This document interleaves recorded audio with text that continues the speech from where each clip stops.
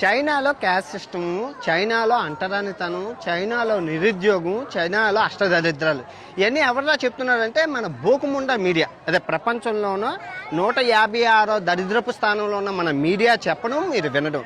నిజంగా నాకు తెలియగలుగుతాను.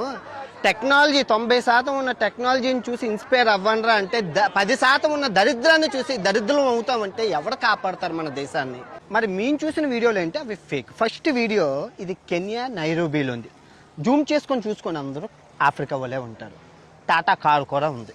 రెండో video Manila, Philippines capital Manila.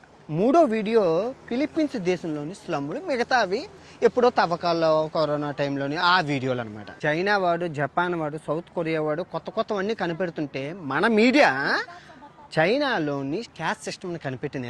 ఇదంతా ఎందుకు ఇంత బోకుమిండా మీడియా చేస్తుందంటే ఇండియాలోని 2 ప్రధాన ప్రాబ్లమ్స్ ఉన్నాయి. ఆ 2 ప్రధాన ప్రాబ్లమ్స్ని సైడ్ ట్రాక్ చేయడం కోసం లేని క్యాస్ట్ సిస్టమ్ని, ఇప్పుడు 1600 కాలం నాటి క్యాస్ట్ సిస్టమ్ని ఇప్పుడు తీసుకొచ్చారు చైనాలో. ఫ్యాక్ట్స్ మాట్లాడుకుందాం. చైనాలో సామాన్యుడు మహారాజులో బతుకుతున్నాడు, డబ్బున్నోడు కాదు. డబ్బున్నోడికి విలువ ఇవ్వరు ఇక్కడ.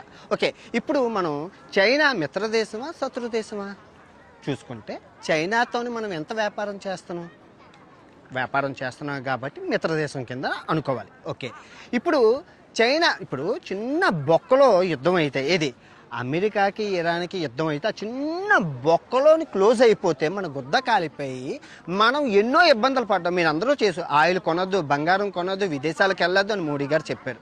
ఏది ఆ చిన్న బొక్కలో యుద్ధం. ఇప్పుడు చైనా కనుక దిగుమతులు ఆపిస్తే ఏమవుతుందో మీకు తెలుసా?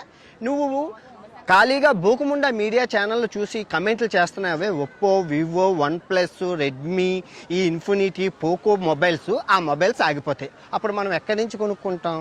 2 ఇండస్ట్రీలు ఆగిపోతాయి. ఇప్పుడు మేడ్ ఇన్ ఇండియా కార్లు ఏవైతే ఉన్నాయో ఆ కార్లలో చిప్పులు మనకి మేడ్ ఇన్ చైనా నుంచే వస్తున్నాయి. తర్వాత ఈ ఆటోమొబైల్ కంపెనీలు ఆగిపోతాయి. ఇన్ఫ్రాస్ట్రక్చర్లో వాడుతున్న చాలా ఎక్విప్మెంట్స్ ఆగిపోతాయి. దాని ప్రకారం ఇండస్ట్రియల్ ఎక్విప్మెంట్స్ ఆగిపోతాయి. మెయిన్ మన భారతదేశానికి ఆయువు పుట్టిన మెడిసిన్కి వచ్చే ముడి పదార్థాలు ఏవైతే ఉన్నాయో అవి ఆగిపోతాయి. టెక్నాలజీలో ముందుకెళ్తున్న చైనాను చూసి మనం కూడా చైనాతో పాటు వెళ్ళాలి. ఎక్కడో ఉన్న అమెరికాను నమ్ముకునే కన్నా పక్కనే ఉన్న చైనాను నమ్ముకొని వాళ్ళు ఎదిగిపోయిన దేశం, మనం ఎదగాల్సిన దేశం కాబట్టి చైనాతో మంచి సంబంధాలు ఏర్పరచుకొని అలా ముందుకు వెళ్ళిపోవాలి. ఇండియా ఎదగకపోవడానికి ప్రధాన సమస్యలు ఏంటో తెలుసా? ఫస్ట్ రాజకీయ నాయకులు, 2 ఈ దరిద్రపు కొట్టు మీడియా. ఎందుకంటే జనంకి నిజం ఎప్పుడూ తెలియదు, ఎప్పుడూ కల్పితం, అబద్ధాలు, ఫేక్ మీడియా. అందుకే 157వ స్థానంలో ఉంది. నేను ఇప్పుడు ఇది చేస్తున్నది చైనా ఎదిగితే ఏంటి, మన దేశం ఎదగాలి. మన దేశంలో ఎంత అవినీతి అక్రమాలు జరుగుతున్నాయో అది చెప్పడమే. ఓకే, హిందుస్థాన్ జిందాబాద్ అని జై హింద్. భారతదేశం వర్ధిల్లాలి.